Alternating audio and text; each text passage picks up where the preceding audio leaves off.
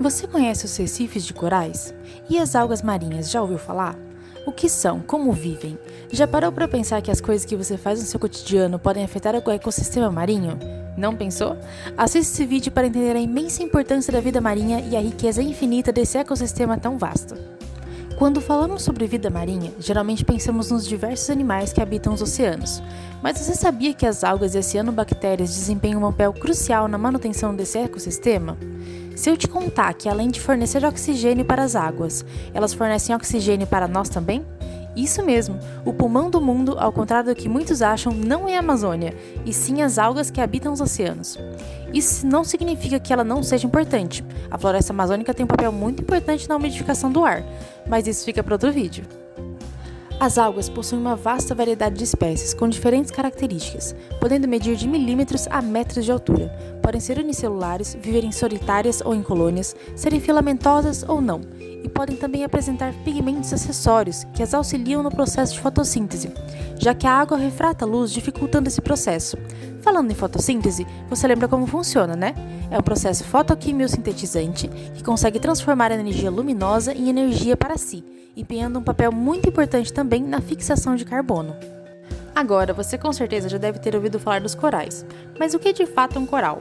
Ao contrário do que muitos pensam, um coral não é constituído somente de um animal, mas é resultado de uma relação simbiótica entre as colônias de quinidários e um tipo de alga, a zooxantela. Os quinidários são animais marinhos que se apresentam em formas de pólipos ou medusas. Podem viver presos ao substrato ou na coluna d'água, sendo a maioria carnívora. Eles possuem um tipo especial de célula que utilizam na defesa, o quinidócito. O quinidócito é sensível a estímulos, tendo um cílio sensorial, uma vesícula com toxina urticante e um filamento dentro dessa vesícula, que é liberado quando estimulado, sendo eficaz para sua proteção. As zooxantelas vivem dentro dos pólipos, fornecendo os compostos orgânicos, enquanto os quinidários fornecem a proteção.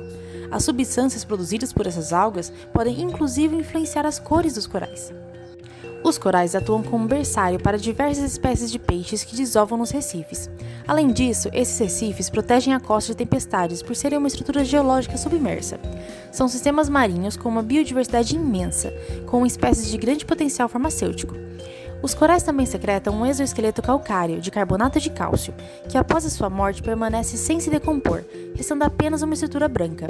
Isso está fortemente ligado ao branqueamento de corais, fenômeno que tem levado ao desequilíbrio dos ecossistemas marinhos em larga escala, além de provocar a extinção de inúmeras espécies. O branqueamento é resultado de fatores como o aquecimento global, que aumenta a temperatura dos oceanos, matando as algas associadas a eles, pela poluição, que acidifica os oceanos, mudando o pH ideal para a manutenção da vida, e por diversos outros fatores, como a emissão de CO2, pesca predatória e turismo intenso nesses locais, afetando assim o ambiente. Com a morte em massa dos corais, ocorre o branqueamento. O que antes era um recife cheio de vida se torna uma espécie de cemitério ecológico, restando apenas os esqueletos calcários secretados pelos animais que um dia ali viveram. E o que podemos fazer então para contribuir para a conservação dos recifes? Você pode ajudar escolhendo peixes e frutos do mar de um local sustentável, ou economia local, por exemplo, evitando financiar grandes empresas que exploram esse recurso natural sem limites. O uso de embalagens biodegradáveis ou materiais de grande durabilidade também evita a contribuição para o excesso de lixo. E você também pode praticar o turismo responsável, que evita práticas como tocar ou encostar no recife, mantendo assim a integridade do ambiente. Gostou do vídeo? Obrigada por ter assistido até aqui.